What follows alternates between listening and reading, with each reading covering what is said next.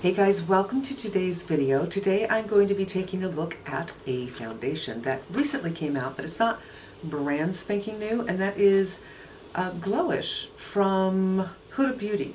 So this is the brand that is the love child of her makeup brand and her skincare brand. And I had seen people say bad things about this, and I've seen people say good things about it, and I wasn't really interested because, I don't know, I was just never interested. But yesterday I watched Tati do a video on fails, and she said if you want such and such and such, this will make you look glowy without making you look sweaty.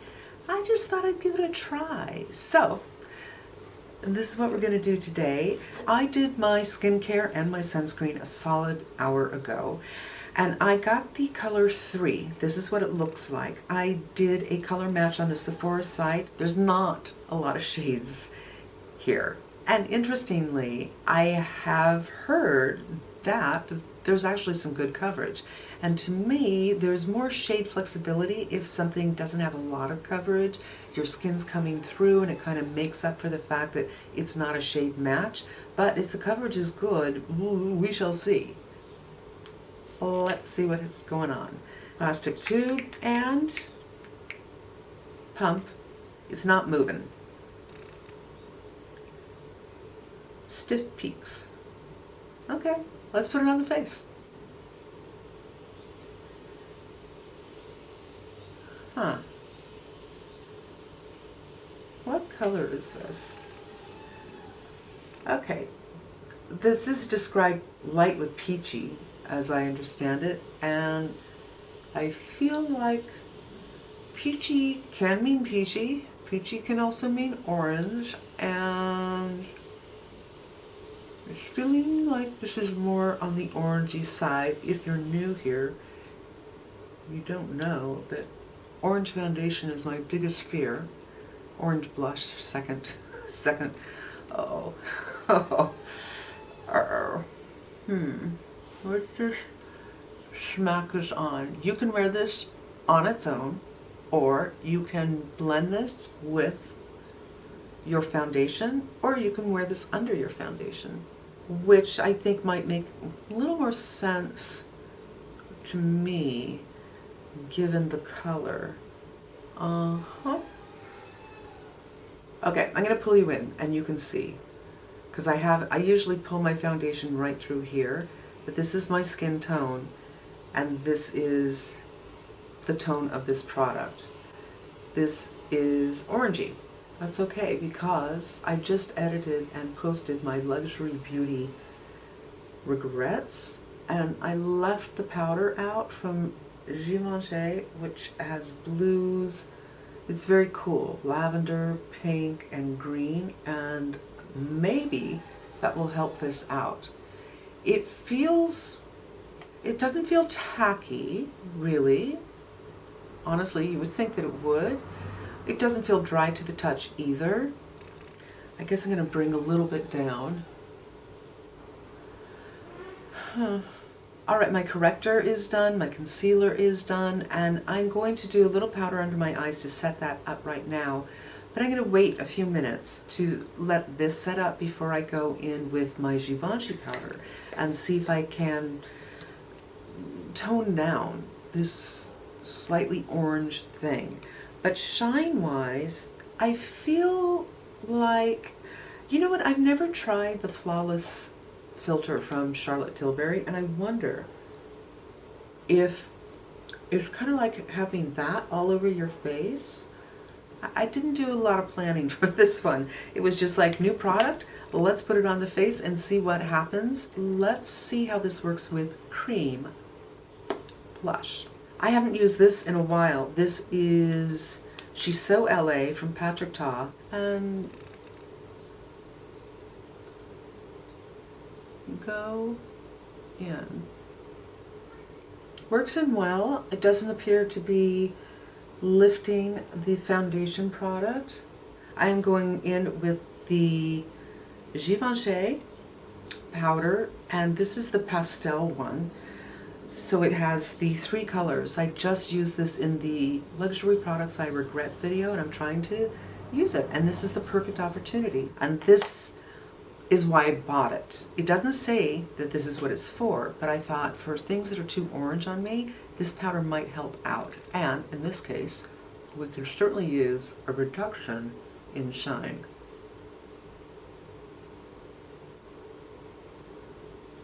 Whatever's left, I'll put down here, and I will leave the cheekbones shiny, and I, left the temples kind of shiny. Ooh, the sun's coming out. This is perfect. I'm going to change my setting back to my usual setting because this is a little bit different, and we'll get another look at it. All right, you guys, I did a little bit of mascara, and that's about it.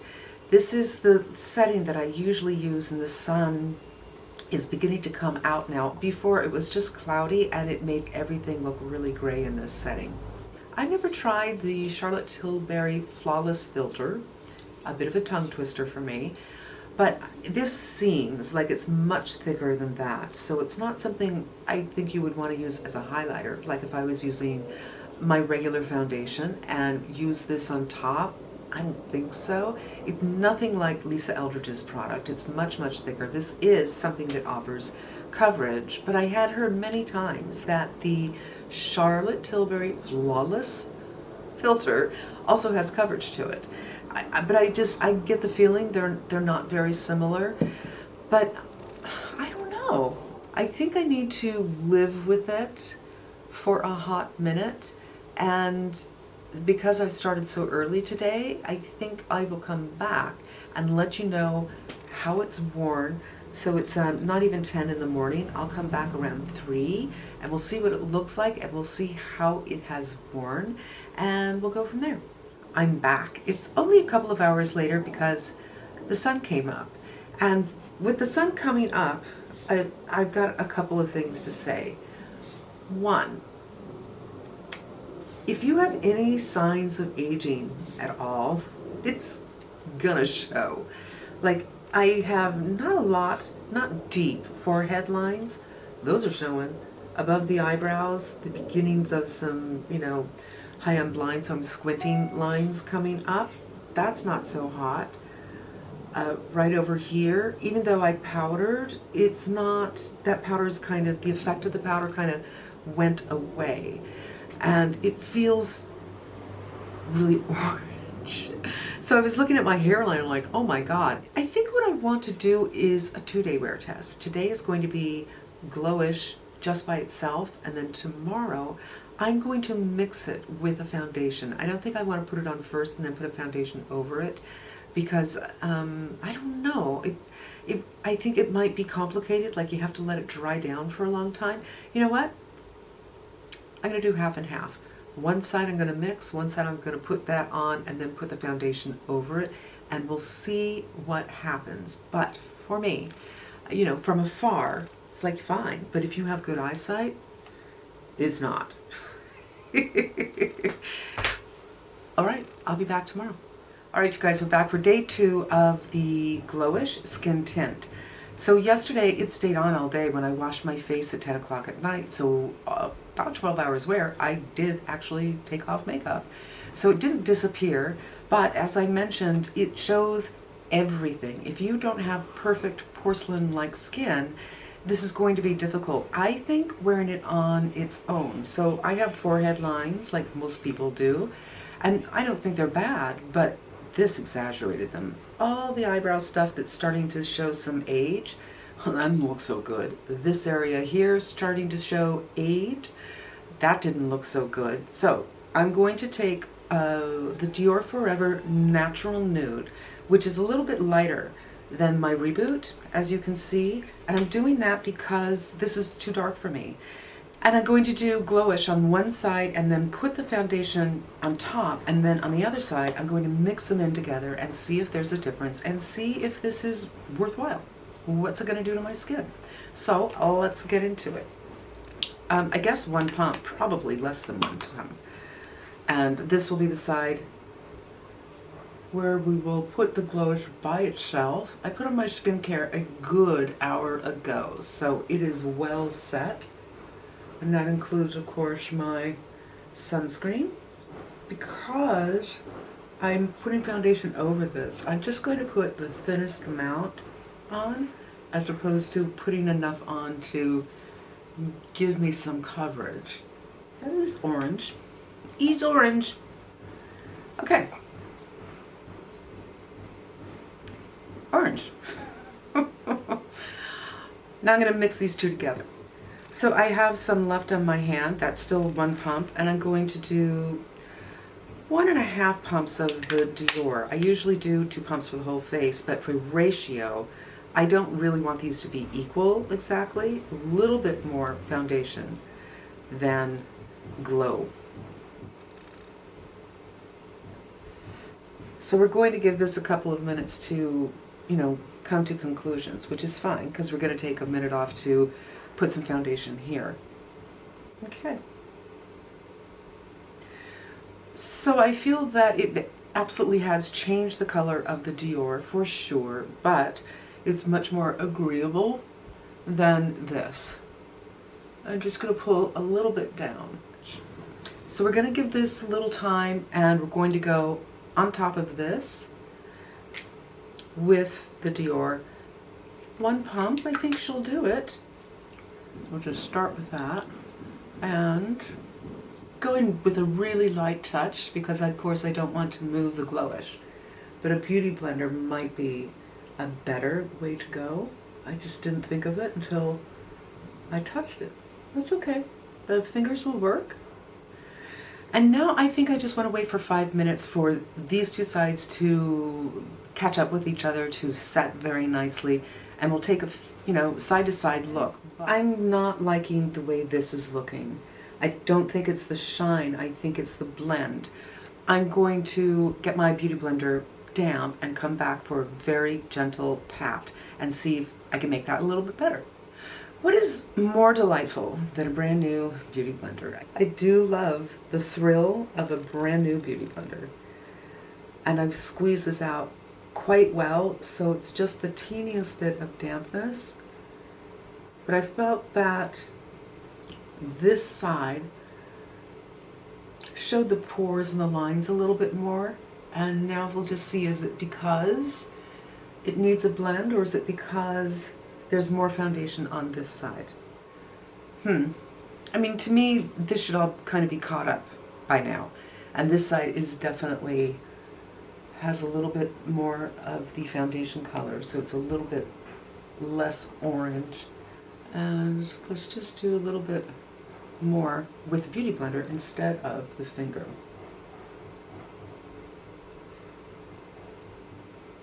I think if you went in with something matte that's sheer, maybe you would get something very pretty, but a lot of mattes seem to be full. If you went in with a matte full, I'm not sure. Would this come through or not?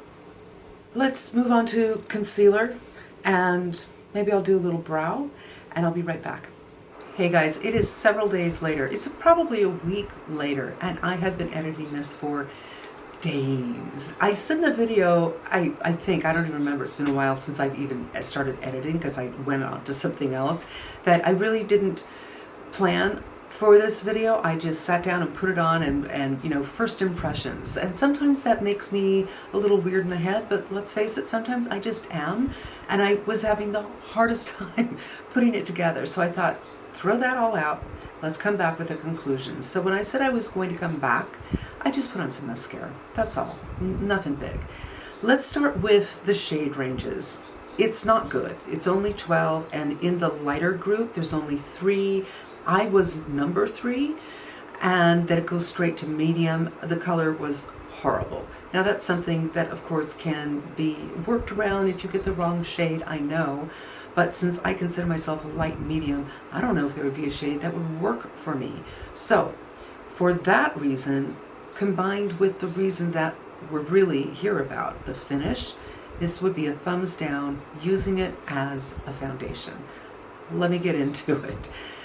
If you have enlarged pores, or any pores, if you have lines, wrinkles, crevices, little texture, skin that is beginning to sag, and so the pores look a little bit longer or strange, like me right over here, this product brilliantly emphasizes everything. When I couldn't believe the lines on my forehead, they're there. I have lines on my forehead, but they do not look bad on a day-to-day basis. I don't do anything special to them. With this, they were monstrous. It was shocking. I couldn't see it while I was sitting here, but when I put this into my computer and looked at it, I thought, OMG, this is horrible. If you have porcelain, poreless skin, then no, it won't emphasize it because there's nothing to emphasize. So if you have anything to emphasize, to be emphasized, this is going to do it for you. If that's your goal, thumbs up. Let's talk about using it with other products. Under foundation or mixed in with foundation, at the end of the day, I think the result was pretty darn similar, and it still honestly wasn't that great. I decided to look at this product because Tati had mentioned it. She was reviewing something else and she had said, I don't like to look like I'm greasy. If you want a look where there's some glow, try this GloWish. It's beautiful. So I thought, okay, I'll try this GloWish because Tati says it's beautiful. And I think that at the end of the day, her idea of what glowing is metallic. And my idea is a sheen. There's a little bit of something going on, but I don't feel like I look greasy, but you see this beautiful kind of sheen. I am wearing highlighter, and I'm wearing the Dior, which is pretty pow. But, you know, I think the skin looks youthful because of this sheen, and that is very different than metallic. Metallic on the face is flattering for very few people, in my humble opinion.